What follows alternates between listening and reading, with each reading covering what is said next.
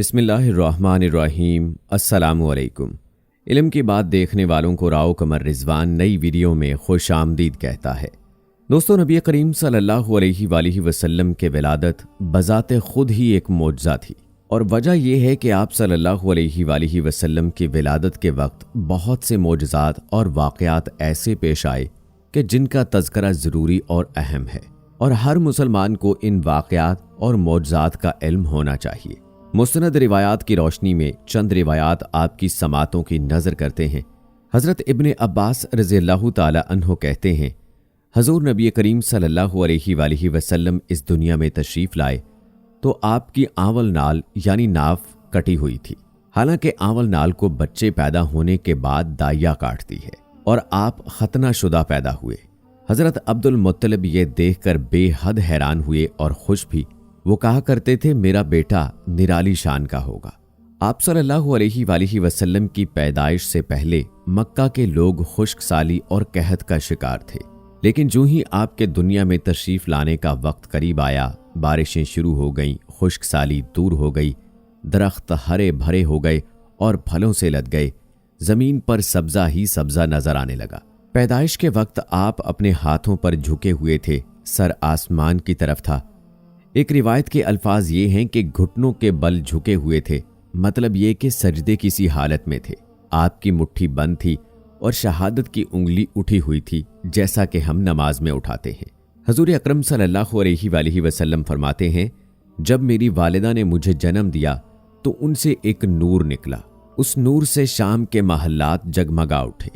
اسی طرح آپ صلی اللہ علیہ وآلہ وسلم کی والدہ ماجدہ سیدہ آمنہ فرماتی ہیں، محمد صلی اللہ علیہ وآلہ وسلم کی پیدائش کے وقت ظاہر ہونے والے نور کی روشنی میں مجھے بصرہ میں چلنے والے اونٹوں کی گردنیں تک نظر آئیں۔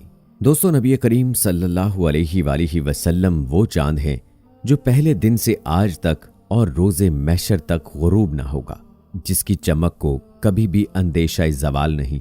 وہ عظیم مسیحا کہ جس کے قدموں سے اٹھنے والی خاک کے ذرے جس پر پڑ گئے وہ قیامت تک امر ہو گئے۔ ربیع الاول میں صرف سرکار دو عالم صلی اللہ علیہ وآلہ وسلم کا ظہور قدسی ہی نہیں ہوا، بلکہ عالم نو طلوع ہوا۔ تاریخ عالم نے نئے سفر کا آغاز کیا۔ یاد رہے، آپ صلی اللہ علیہ وآلہ وسلم عام الفیل میں پیدا ہوئے، یعنی ہاتھیوں والے سال میں۔ اس سال کو ہاتھیوں والا سال اس لیے کہا جاتا ہے کہ ابرہہ نے ہاتھیوں کے ساتھ مکہ مکرمہ پر چڑھائی کی تھی، اور آپ صلی اللہ علیہ وآلہ وسلم کی پیدائش اس واقعے کے کچھ ہی دن بعد ہوئی تھی۔ حضرت کعب احبار رضی اللہ تعالی عنہ روایت کرتے ہیں کہ میں نے تورات میں پڑھا تھا کہ رسول اللہ صلی اللہ علیہ وآلہ وسلم کی پیدائش مکہ میں ہوگی۔ دوستو، آپ کو بتاتے چلیں کہ کعب احبار پہلے یہودی تھے، اس لیے تورات پڑھا کرتے تھے۔ روایات میں آتا ہے کہ دنیا میں آتے ہی حضور نبی اکرم صلی اللہ علیہ وآلہ وسلم روئے۔ حضرت عبد الرحمن بن عوف رضی اللہ تعالی عنہ کی والدہ کہتی ہیں کہ جب حضرت آمنہ کے ہاں ولادت ہوئی تو میں وہاں موجود تھی۔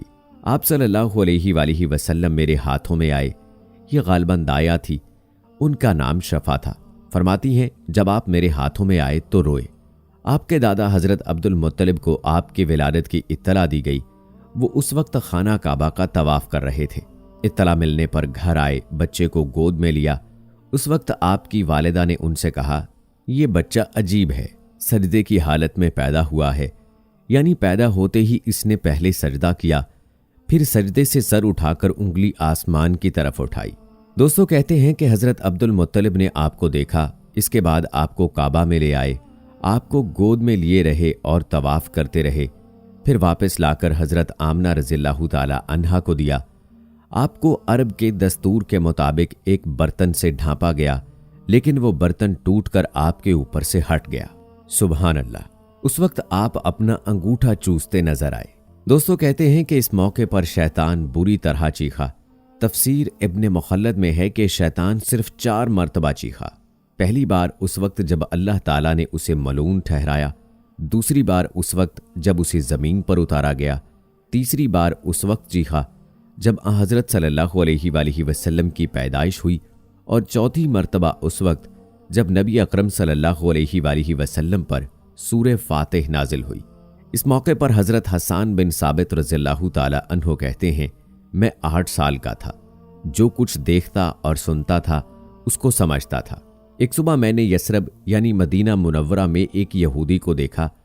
वो एक ऊंचे टीले पर चढ़कर चिल्ला रहा था। लोग उस यहूदी के गिर्द जमा हो गए और बोले, क्या बात है, क्यों चीख रहे हो? यहूदी ने जवाब दिया, अहमद का सितारा तुलू हो गया और वो आज रात पैदा हो गए हैं। दोस्तों, आपको बताते चलें कि हजरत हसन बिन साबित रज़ियल्लाहु ताला अन्हु बाद में 60 साल की उम्र में मुसलमान हुए थे। 120 साल की उम्र में उन्होंने वफात पाई। गोया ईमान की हालत में 60 साल जिंदा रहे। बहुत अच्छे शायर थे। नबी करीम सल्लल्लाहु अलैहि वसल्लम की अपने अशार में तारीफ किया करते थे और दुश्मनों की बुराई अशार में बयान करते थे। ग़ज़वात के मौके पर अशार के जरिए मुसलमानों को जोश दिलाते थे। इसी बुनियाद पर उन्हें शायर रसूल का खिताब मिला था। हज़रत काबे आबार रज़ियल्लाहु ताला अन्हु फरमाते हैं कि मैंने तौरात में पढ़ा कि अल्लाह ताला ने हज़रत मूसा अलैहिस्सलाम को हज़रत सल्लल्लाहु अलैहि वसल्लम की विलादत के वक्त की खबर दे दी थी और हज़रत मूसा अलैहिस्सलाम ने अपनी कौम बनी इसराइल को इसकी इत्तला दे दी थी।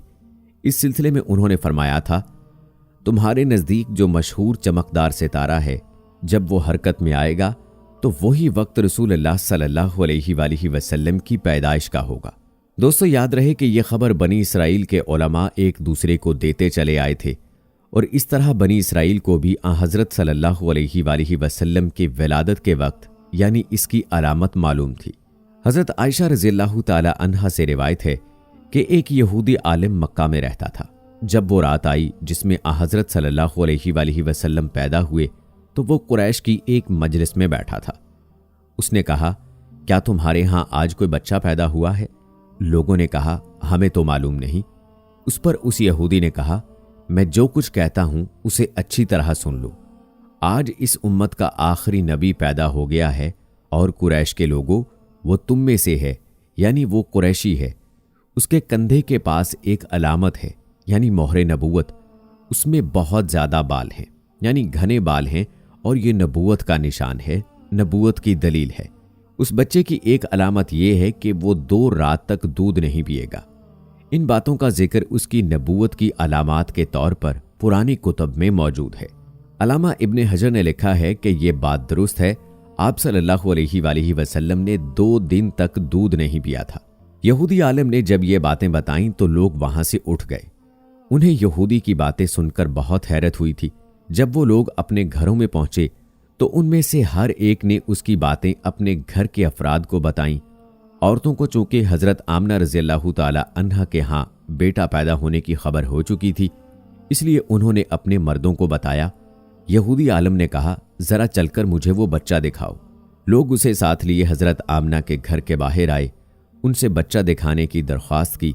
आपने बच्चे को कपड़े से निकालकर उन्हें दे दिया। लोगों ने आपके कंधे पर से कपड़ा हटाया।